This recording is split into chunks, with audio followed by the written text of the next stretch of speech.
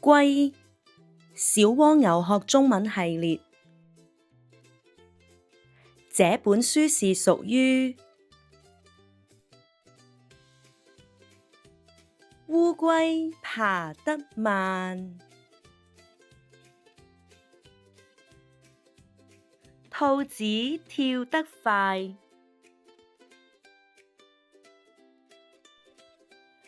烏龜兔子來賽跑，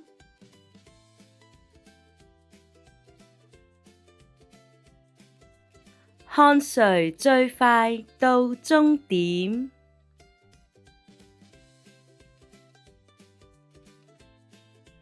兔子驕傲了，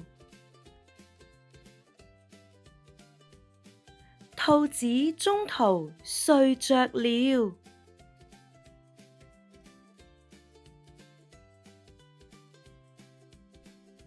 烏龜努力向前爬，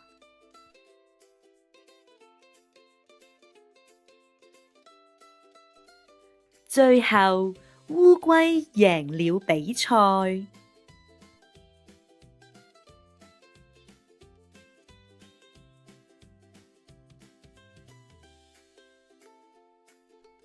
帶着問題閱讀：一、這個故事的主角是誰？